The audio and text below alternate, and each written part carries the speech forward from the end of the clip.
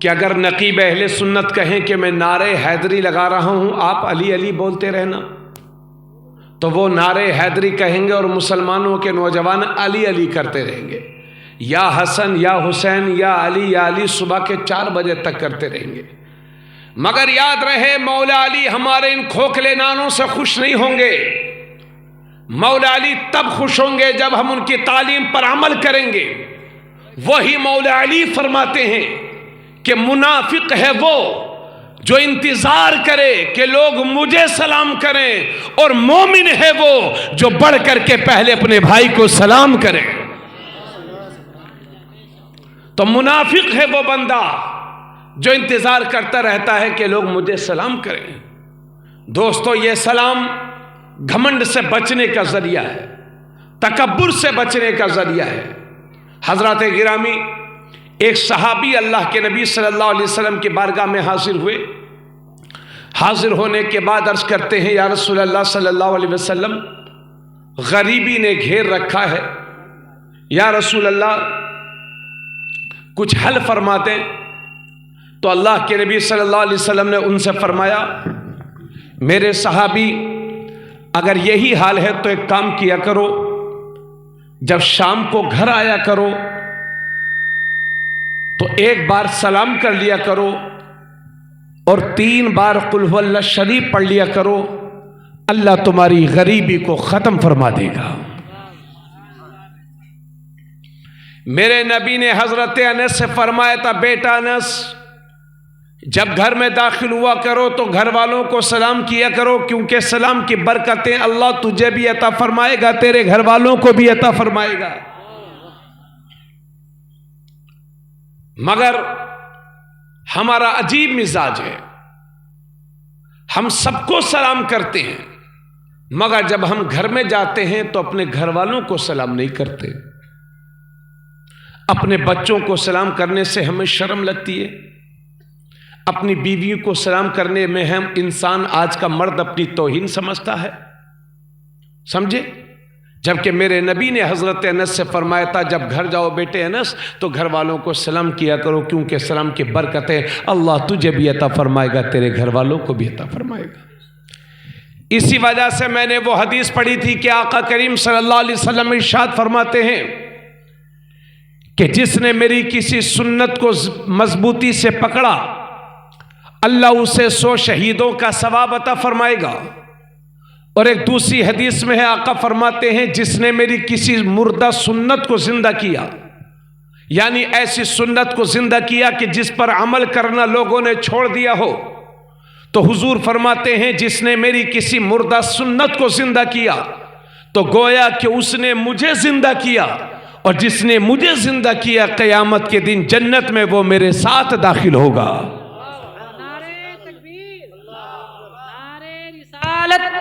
मसलके आला हजरत जश्न ईद मिलादुन नबी, नारे तकबीर, नारे रिसालत, वाह माशाअल्लाह। और एक और हदीस पाक में अल्लाह के नबी सल्लल्लाहु अलैहि वसल्लम फरमाते हैं कि जिसने मेरी किसी अच्छी सुन्नत को राइज किया तो जितने लोगों ने उस पर अमल किया उन सब का सवाब भी राइज करने वाले को अल्लाह अता फरमाएगा, और उनके सवाब में कुछ कमी भी वाक़ई नहीं होगी। और जिसने बुरे तरीके को कौम में, समाज में राइज किया तो जितने लोगों ने उस बुरे तरीके पर अमल किया है, अल्लाह उन सबको तो गुनाह अता फरमाएगा ही, उन सब के बराबर उतने गुनाह उसको भी अता फरमाएगा कि जिसने कौम में बुरा तरीका राइज किया है। इसलिए मेरे भाई, जिंदगी में कुछ कर न सके तो कम से कम हमें यह चाहिए कि अपने नबी की सुन्नतों को जिंदा करें। देखिए, हमारा अजीब मिजाज हो गया है, हम सबको सलाम करते हैं मगर अपने घर में दाखिल होते हैं तो घर वालों को सलाम नहीं करते,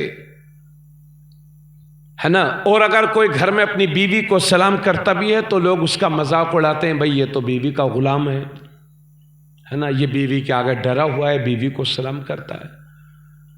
तो हम ये समझते हैं कि जो बीवी को सलाम करता है वो बीवी का गुलाम होता है, मगर मैंने हदीस में पढ़ा है, अपने उलमा से सुना है कि जब मेरे नबी अपने घर में दाखिल होते थे तो अपने घर वालों को सलाम किया करते थे, अपनी बीवियों को सलाम किया करते थे।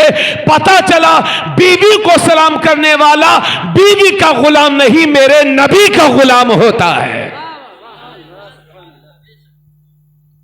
इसलिए जब अपने ए भाई साहब रुमाल वालों, अब आप बैठ जाओ, थोड़ा टाइम इधर भी दे दो, बहुत घूम लिए, ईशा के बाद से घूम रहे हो। अजीब माहौल है यार, लोग बिल्कुल जलसों को हंसी मजाक बना कर, मौलाना लोग सब भाग गए। क्यों बुलाया था भाई मुझे? मैं अल्लाह का शुक्र है, मैं पूरे भारत में जाता हूँ तकरीर करने, लोग बुलाते हैं मुझे, और पूरे इधर 2-3 महीने में सबसे छोटी महफिल आज मिली है। महफिल छोटी हो बड़ी इससे गर्ज नहीं है, मगर जब बुलाएं तो उसकी कदर करना चाहिए कम से कम, वरना वक्त बर्बाद करने से क्या फायदा। तो मैं ये अर्ज कर रहा था कि जब अपने घर में जाया करो तो अपने घर वालों को भी सलाम किया करो। आज तक आपने सलाम नहीं किया होगा बहुत सारे लोगों ने घरों में, लेकिन आज ही के बाद इसकी शुरुआत कर दीजिए। अपने घर जाइए, सलाम कीजिए, और अपने घर वालों को बताइए कि जब घर में आया करो कहीं से भी तो सलाम किया करो। समझ गए? हजरत गिरामी और हमारे उलमा फरमाते हैं कि जब घर में दाखिल हो तो घर वालों को सलाम करो, और घर में कोई ना हो, घर खाली हो, तब अपने नबी को सलाम करो, इसलिए कि हर मुसलमान के घर में हुजूर की रूह पाक हाजिर और नाजिर रहती है। घर में कोई ना हो तो अपने नबी को सलाम करो, अस्सलामु अलैकुम या रसूल अल्लाह, अस्सलातु वस्सलामु अलैका या नबी अल्लाह। तो सलाम करना मेरे नबी की सुन्नत, लेकिन घरों में ये तरीका राइज नहीं है, भूल गए हैं सुन्नत को लोग। आप ये जिम्मेदारी उठा लीजिए और अपने घर में दाखिल होकर घर वालों को सलाम कीजिए, और बताइए अपने घर वालों को कि घर वालों को सलाम करना मेरे नबी की सुन्नत है। आका हदीस शरीफ में है कि जब नबी करीम सल्लल्लाहु अलैहि वसल्लम, हजरत ये कोहरे की बारिश है, वो वाली बारिश नहीं है जो आप समझ रहे हैं। हाँ, शबनम की। क्या नाम है हजरत आपका? मौलाना दिलशाद साहब। अच्छा, मौलाना यूब साहब कौन है? अच्छा, मौलाना यूब साहब। हमारे जब सरपरस्ते जलसे ही चले जाएंगे तो बताओ हम क्या करेंगे। हाँ ठीक है, तवज्जो चाहूँगा। खाना खिलाने के लिए आवाम को लगा दिया कीजिए, आप लोग स्टेज पे ही बैठा रहा कीजिए ताकि सही से जलसा चलता रहे जी। हाँ, क्योंकि गाड़ी के ड्राइवर साहब चले जाते हैं तो गाड़ी खड़ी रहती है। जी, समझ गए भाई? जी हजरत। मैंने हदीस शरीफ में पढ़ा है कि जब अल्लाह के नबी सल्लल्लाहु अलैहि वसल्लम बच्चों के पास से गुजरा करते थे तो बच्चों को भी सलाम किया करते थे। हमारे बाज बूढ़ों ने, चूंकि मैं भी गांव का रहने वाला हूं, मैं गांव में ही पैदा हुआ हूं और मेरा घर भी गांव में ही है, हज भी गांव में है। वो अलग बात है कि मैं महानगर में भी रहा हूं, कस्बों में भी रहा हूं। माशाल्लाह बरेली शरीफ में मैंने 5 साल पढ़ाया, अल्लाह का शुक्र है। नानपारा में तो अभी रह ही रहे हम। तो हम ये देखते हैं गांव में बाज बूढ़े इतने, क्या बताऊं आपको, ऐसे हो जाते हैं, सुबह को उठेंगे फजर बाद तो जब तक सोएंगे नहीं वो कम से कम 150-200 गाली रोजाना देते हो जी। और अगर उन्हें कोई समझाए कि मौलाना दिलशाद, ओ ये मौलवी जुमा दिन ये हमें समझाई थे कि इस्लाम क्या है, हम ना जानी थे। अमा जानी तो सब कुछ हो चाचा, मगर अमल करो। बूढ़े हो गए हो तो हमारी ये जिम्मेदारी बनती है, हमारी कौम के जिम्मेदार लोगों की ये जिम्मेदारी बनती है कि अपनी आने वाली नस्लों के लिए बेहतरीन रास्ता हमवार करें। अगर हम गाली देंगे तो हमारी आने वाली नस्लें और ज्यादा बिगड़ेंगी। हमारे बुजुर्गों को हमें चाहिए कि बच्चों के पास से भी गुजरे तो बच्चों को भी सलाम करें, ताकि आगे आने वाली नस्लों को भी ये दर्स मिले कि हमारे बुजुर्ग भी हमें सलाम करते थे, हम भी अपने बच्चों को सलाम करें। बेशक, सुभान अल्लाह, माशाअल्लाह, हक है। एक बात और है जो बड़े मजे की भी है और बड़ी हंसी की भी है और सच भी है। आज हमारे हाल ये हो गए हैं कि जब हमारा बच्चा स्कूल जाता है, अगर वो सलाम कर ले कि दादाजी अस्सलाम वालेकुम, तो उतना खुश नहीं होते। और जब वो जाए कहे दादाजी गुड मॉर्निंग, अम्मा मियाँ तो दादा फूले नहीं समाते, ओहो मेरा पोता इतना बड़ा इंग्लिशमैन बन गया। जब उधर से आया तो दादाजी गुड आफ्टरनून, अम्मा तो 70 साल की दादी भी उछल पड़ी, अरे मेरा पोता इतना बड़ा, इतना पढ़ लिख गया मेरा पोता। हाँ इंग्लिश मतलब अस्सलाम वालेकुम पे खुशी नहीं है, गुड नाइट गुड मॉर्निंग पे खुश है। यानी अंग्रेज तो चले गए मगर अपने गुलाम छोड़ गए।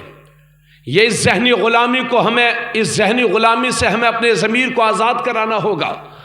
ये वो हालांकि ये वो सलाम है जिस पर हम मरे जा रहे हैं। गुड मॉर्निंग का मतलब यह है कि तुम्हारी सुबह अच्छी हो, भले से दोपहर को तबीयत खराब हो जाए। गुड आफ्टरनून का मतलब यह है कि तुम्हारी दोपहर अच्छी हो, भले से शाम को डेंगू हो जाए। गुड नाइट का मतलब यह है कि रात अच्छी हो, भले से सुबह को आँख खुले या ना खुले। तो वो ये सलाम के तरीक़े हैं जिन पर हम कुर्बान हो जा रहे हैं, जिनका ये मतलब है। मगर वाहरे इस्लाम तेरा तरीक़ा, अस्सलामु अलैकुम वरहमतुल्लाहि वबरकातुहू, तुम पर अल्लाह की सलामती नाजिल हो, अल्लाह की रहमतें नाजिल हो, तुम पर बरकतें नाजिल हो। घर में रहो तो भी सलामत रहो, बाहर रहो तो भी सलामत, यहाँ भी रहमत वहाँ भी रहमत, सुबह भी बरकत शाम को भी बरकत, जहाँ रहो वहाँ सलामत रहो। बेशक, सुभान अल्लाह सुभान अल्लाह।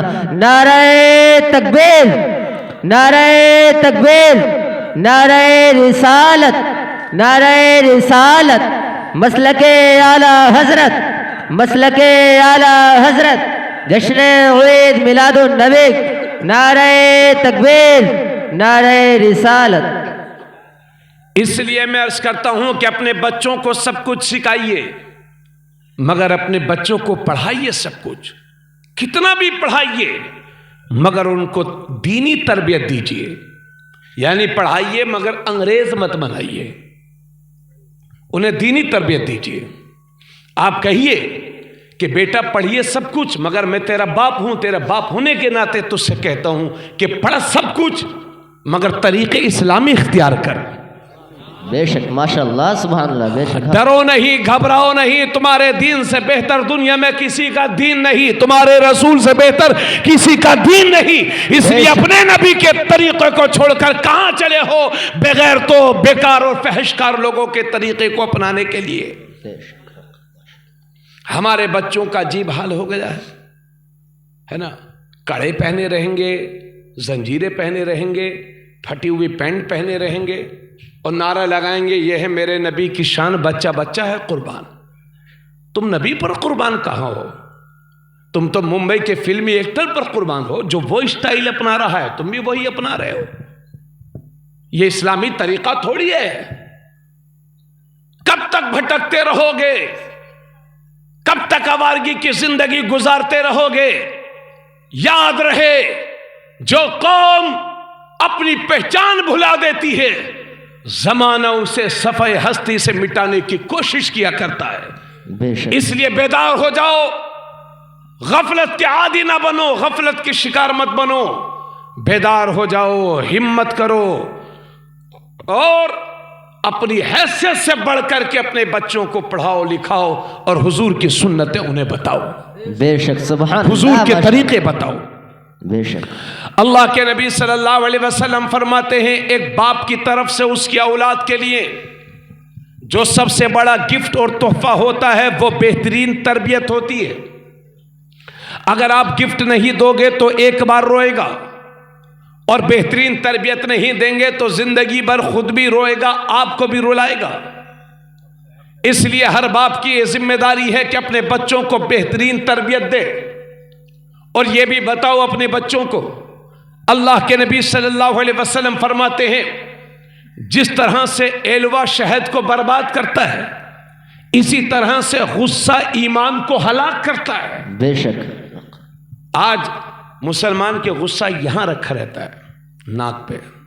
हाँ, कोई वो नहीं, जरा सा कुछ, अरे बस पूछिए मत, फैले फिरेंगे, मैं ऐसा हूं, मैं वैसा हूं, मैं फला ढिमाका हूं, है ना। कहते हैं साहब हमसे गलत बात तो बर्दाश्त ही नहीं होती है। अरे मेरे भाई, गलत बात ही तो बर्दाश्त करने वाली होती है, वरना सही सही बात तो सभी बर्दाश्त करते हैं।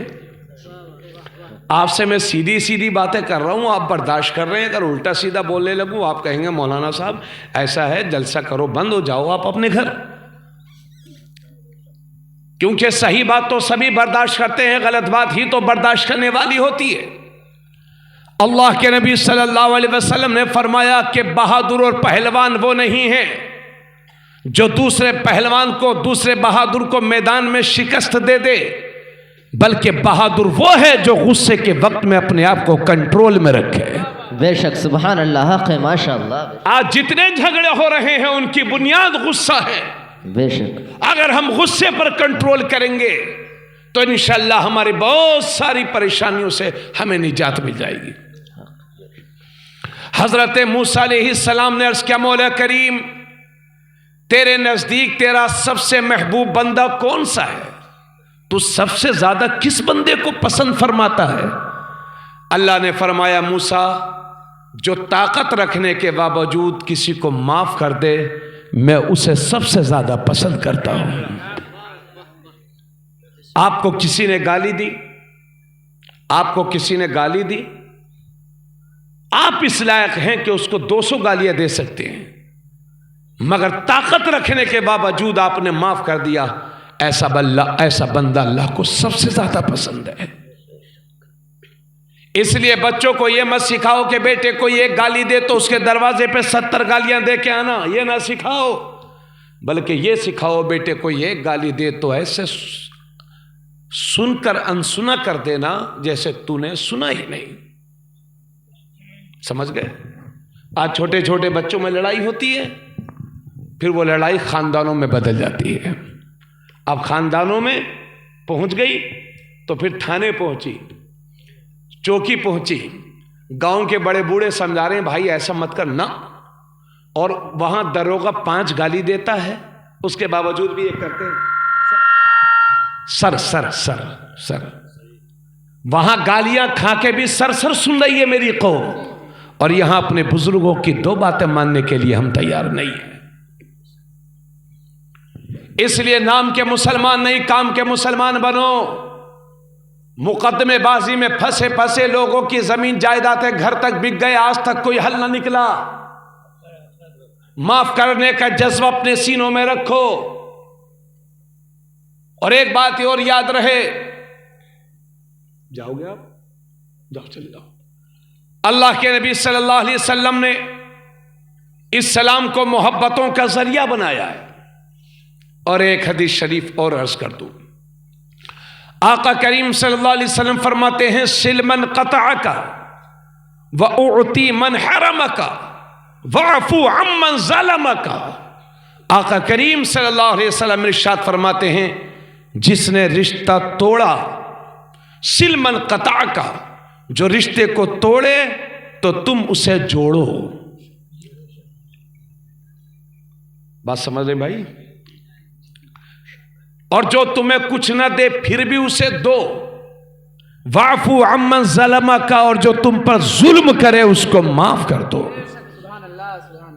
3 बातें, जो रिश्ता तोड़े तो तुम उसे जोड़ो, सिलमन क़तअ का, जो रिश्ता तोड़े तुम उसे जोड़ो, वउती मन हरम का, और जो तुम्हें कुछ ना दे फिर भी उसे दो, वाफू अम्मन ज़लमा का, और जो तुम पर जुल्म करे उसको माफ कर दो। सिलमन क़तअ का, जो रिश्ता तोड़े तो तुम उसे जोड़ो। आज तोड़ने वाले ज्यादा हैं, जोड़ने वाले कम। बेशक। आका करीम सल्लल्लाहु अलैहि वसल्लम फरमाते हैं, तिरमिज़ी शरीफ की हदीस है, जो रिश्ते को जोड़ता है अल्लाह उसे जोड़ता है, और जो रिश्ते को तोड़ता है अल्लाह उसे तोड़ता है। हमें जब मशीन तोड़े तो हड्डी चकनाचूर हो जाती है, और जब खुदा तोड़ेगा तो हड्डियों का जर्रे भी नहीं मिलेंगे। हाँ, सुन लीजिए हदीस, जो रिश्ते को तोड़ता है अल्लाह उसे तोड़ता है, और जो रिश्ते को जोड़ता है अल्लाह उसे जोड़ता है। तोड़ने वाले को कातिअ कहते हैं, अरबी में कातिअ। जोड़ने वाले को वासिल कहते हैं, वासिल जोड़ने वाला। और आका करीम सल्लल्लाहु अलैहि वसल्लम फरमाते हैं वासिल वो नहीं है कि आप मेरे घर आए और मैं आपके घर चला गया, उसे वासिल नहीं कहते, बल्कि वासिल उसे कहते हैं कि आप मेरे घर नहीं आ रहे हैं फिर भी मैं आपके घर जा रहा हूं, उसे वासिल कहते हैं। सुभान अल्लाह, माशाअल्लाह, बेशक।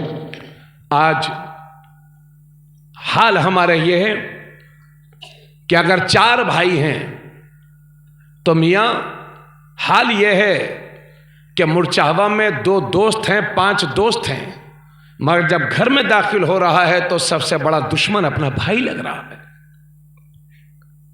और औरतें भी बड़ा चढ़ाती हैं अपने शोहर को कि एक बाप की औलाद है तो बोलना मत हमारे देवर से। तो तुम्हारी बीवी ये कहती है कि रिश्ते को तोड़, और जिस नबी का कलमा पढ़ते हो वो नबी फरमाते हैं रिश्ते को जोड़। बेशक।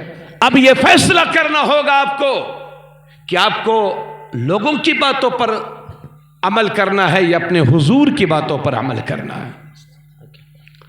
अल्लाह के नबी सल्लल्लाहु अलैहि वसल्लम फरमाते हैं जो ये चाहता है कि उसकी उम्र में बरकत हो और उसके रोजी में इजाफा हो, तो हुजूर सल्लल्लाहु अलैहि वसल्लम फरमाते हैं उसे चाहिए कि अपने माँ बाप के साथ अच्छा सलूक करे, अपने माँ बाप की खिदमत करे और रिश्तेदारों का ख्याल रखे।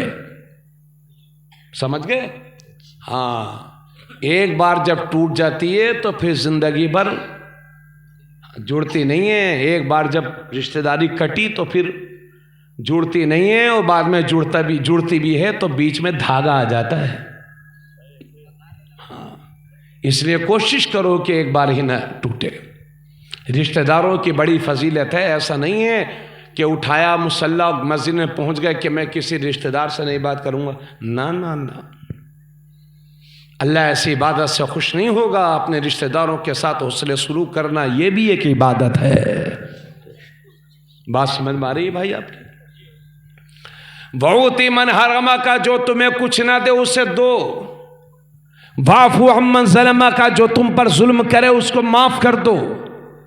इसी हदीस पर सरकार ख्वाजा गरीब नवाज ने अमल किया था। और जब मदीना शरीफ से अल्लाह के नबी ने फरमाया मोइनुद्दीन हिंदुस्तान जाओ, तो दुनिया के बहुत सारे मुल्कों का दौरा करके दिल्ली पहुंचे। और जब दिल्ली पहुंचे सदाए ला इलाहा इल्लल्लाह बुलंद होने लगी, तौहीद और रिसालत की दावत दी जाने लगी। तो एक दिन वो भी आया कि जब खूब शोहरत हो गई, लोग कलमा पढ़ने लगे, तो एक नौजवान लड़के को लोगों ने चढ़ा दिया और कहा तुझे इतना इनाम दिया जाएगा, ऐसा कर, इस मनुष्य का कत्ल कर दे, इस अल्लाह वाले का मर्डर कर दे। वो नौजवान जहर में बुझा हुआ एक नेज़ा बगल में छुपा करके, बगल के नीचे छुपा करके ख्वाजा गरीब नवाज की बारगाह में हाजिर होता है। ख्वाजा गरीब नवाज तबलीग कर रहे थे, अल्लाह और उसके रसूल की बातें बता रहे थे। बैठा रहा बैठा रहा बैठा रहा। जब सब लोग उठ के चले गए तो वो उठ करके नहीं गया। ख्वाजा ने फरमाया आप क्यों नहीं जाते? तो वो कहता है कि मैंने आपकी बड़ी शोहरत सुनी थी, लोगों ने मुझे आपके बारे में बताया तो आपसे मिलने के लिए आया हूं। मेरे ख्वाजा तो समझ ही गए, अल्लाह ने उनको रूहानी ताकत दी थी। कहा सब चले गए, तुम क्यों नहीं जाते? तो खंजर या नेजा निकाला, ख्वाजा के कदमों पर रख के बोला हुजूर आपके दुश्मनों ने मुझे चढ़ा दिया था और सर लाने के लिए लालच दे दिया था। अब ये मेरी गर्दन है, ये खंजर है, जो चाहे सजा दें। मैं आपके कत्ल करने के इरादे से आया था, मगर हुजूर माफ फरमा दें, ये गर्दन है और ये खंजर है, जो चाहे सजा दें। तो मेरे ख्वाजा चाहते तो लोगों से कहते ये मेरा मर्डर करने आया था, इसको पकड़ लो, इसको कत्ल कर दो, मगर मेरे ख्वाजा ने माफ कर दिया। नतीजा ये निकला कि उसने कलमा पढ़ा, ख्वाजा का मुरीद बना, ख्वाजा का खलीफा भी बना। और जो मेरे गरीब नवाज का कत्ल करने आया था, आखिरी उम्र में अल्लाह ने उसे इतना बुलंद मर्तबा अता फरमा दिया कि उसने जिंदगी में 45 बार काबतुल्लाह का हज कर लिया था। बेशक, सुभान अल्लाह, माशाअल्लाह, सुभान अल्लाह। जो कत्ल करने आया था, ख्वाजा गरीब नवाज का जो कत्ल करने आया था, उसने मेरे ख्वाजा ने माफ कर दिया, मुसलमान बना, खिलाफत दी और मैंने किताबों में यहाँ तक पढ़ा है कि वो काबा शरीफ की खिदमत करते करते आज मक्का शरीफ में उनका मज़ार शरीफ है। समझ गए भाई? हाँ, तो मैं ये कह रहा था कि जुल्म करने वालों को माफ करने का जज्बा अपने बुजुर्गों से सीखो। हजरत गिरामी, इसलिए मैं अर्ज कर रहा हूं कि अपने बच्चों को तरबियत दो। ये हमारे अजीज मौलाना कारी असरार साहब,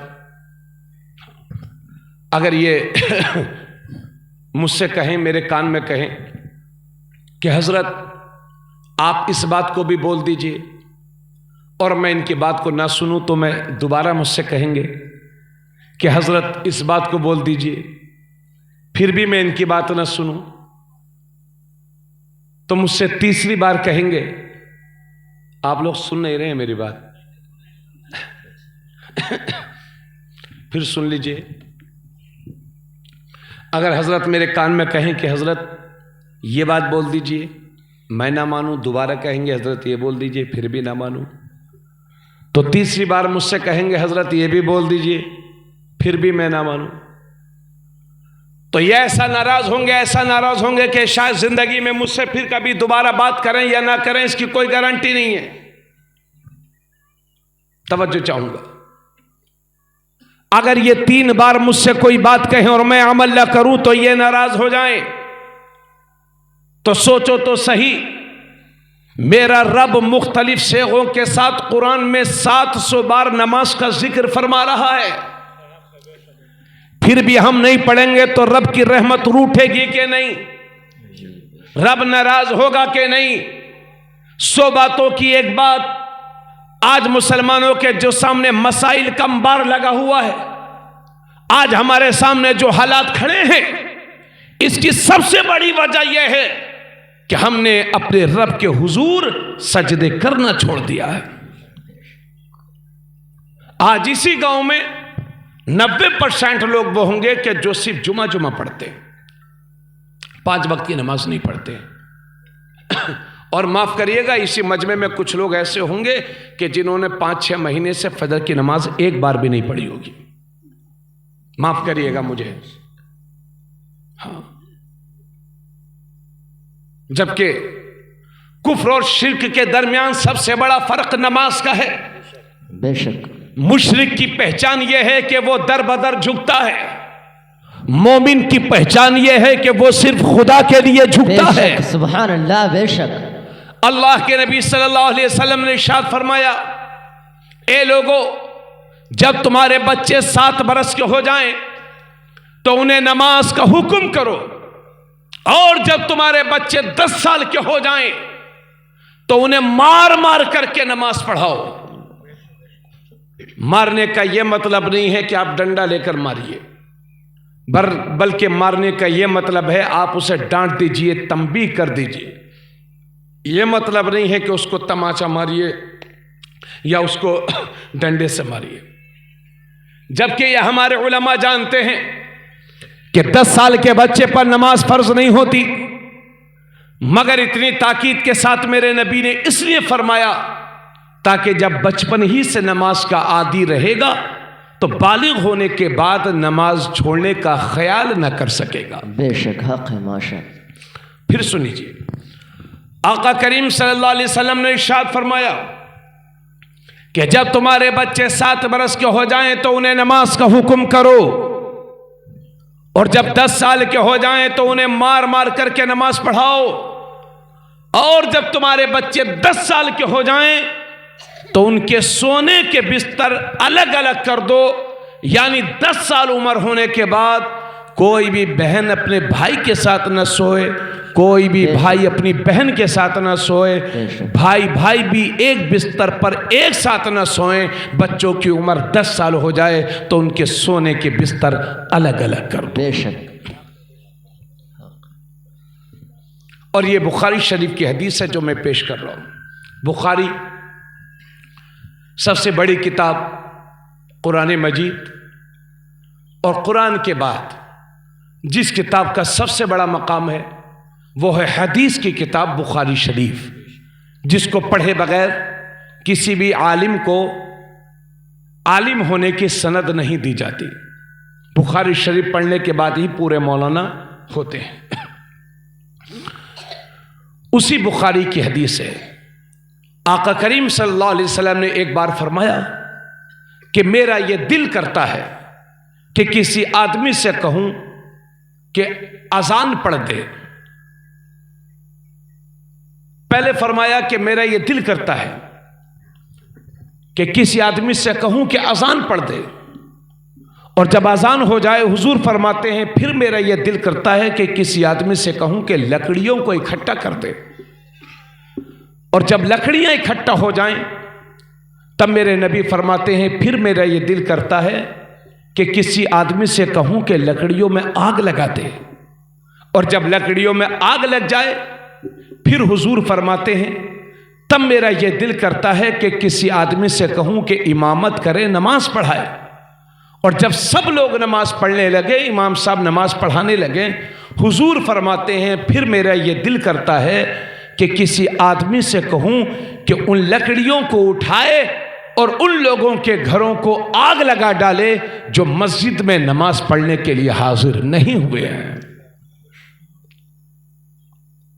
अमा सहाबा नमाज नहीं छोड़ते थे, मगर ये उसके लिए फरमा रहे मेरे नबी जो जमात में शरीक नहीं होते थे।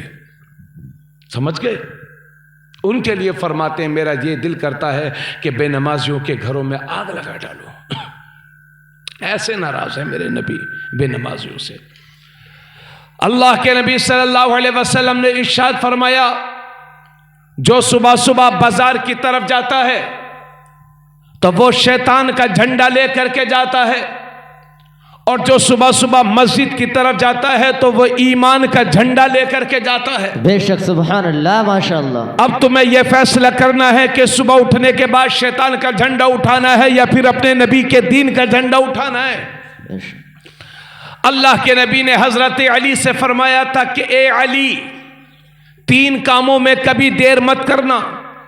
जब नमाज का वक्त हो जाए तो नमाज की अदायगी में देर मत करना, जब जनाजा तैयार हो जाए तो उसकी नमाज जनाजा पढ़ने में देर मत करना, और जब किसी बेवा का विधवा का मुनासिब रिश्ता मिल जाए हुजूर फरमाते हैं उसका निकाह करने में देर मत करना। सुभान अल्लाह, माशाअल्लाह। इन 3 कामों में कभी देर मत करना। हजरात, ये हमारी मां बहनें भी बैठी हैं। ये बेवा की बात मैंने कही, हुजूर फरमाते हैं बेवा का मुनासिब रिश्ता मिल जाए तो उसका निकाह करने में देर मत करना। आज भी अपने मुल्क में बहुत सारे लोग ऐसे हैं कि अगर सुबह सुबह किसी बेवा पर नजर पड़ जाती है तो वो कहते हैं हमारा आज का दिन मनहूस हो गया, खराब हो गया। एक विधवा पर हमारी नजर पड़ गई, जबकि भाई अगर मरना ही मनहूसियत है तो वो शख्स मनहूस होना चाहिए जो मरा है। इस बेचारी का क्या कसूर है? मौलवी साहब, अब मैं सुबह चला रही हूं मोबाइल, उस बेचारी का कसूर है ना भाई? उसका तो कोई कसूर नहीं है। मगर आज भी अपने मुल्क में करोड़ों लोग ऐसे हैं कि सुबह सुबह किसी विधवा पर नजर पड़ जाए तो विधवा को मनहूस समझते हैं। और आप और हमारे अंदर भी तो ये आदत है, अगर कहीं मोटरसाइकिल से गुजर जा रहे हैं और बिल्ली गुजर गई तो मियाँ खड़े हैं, क्यों? पहले कोई और गुजर जाए। अम्मा ये आदतें आपके अंदर कहां से आ गई? जिस कौम के पास बिस्मिल्लाह जैसा हथियार हो, बेशक, सुभान अल्लाह, उन्हें इस तरह की लायानी बातों में नहीं आना चाहिए।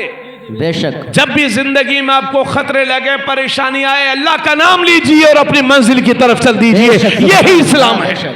बेशक, सुभान अल्लाह, सुभान अल्लाह। ये मुशरिकों जैसी आदतें अपनाने की जरूरत नहीं है। बहुत अच्छी, सुभान। ये वहमी बातें अपनाने की जरूरत नहीं है। बिस्मिल्लाह पढ़िए, ला हौला वला कुव्वता इल्ला बिल्लाह पढ़िए, चलिए मंजिल की तरफ। औज़ु बिल्लाहि मिनश शैतानिर रजीम से तो पूरा शैतान भाग जाता है। बिल्ली क्या चीज है? हक है, बेशक। तवज्जो चाहूंगा, मगर मेरी बहन और आपके जरिए से अपने मां बहनों तक कहना चाहता हूं, तो ये दुनिया ऐसी है कि इसकी जबान पर कुछ और है और दिल में कुछ और है। मगर तारीख इंसानियत में वो तन्हा मेरे नबी की ज़ात ऐसी है, जो ज़बान पर है वही दिल में है, और जो दिल में है वही ज़बान पर है। तारीख बताती है कि 25 साल के कुंवारे हैं मेरे नबी, और 40 साल की बेवा है हजरत खदीजतुल कुबरा। और मेरा नबी पहला निकाह किसी कुंवारी से नहीं करता, बल्कि पहला निकाह एक बेवा से करके कयामत तक के लिए बेवाओं की इज्जत की लाज रखी है।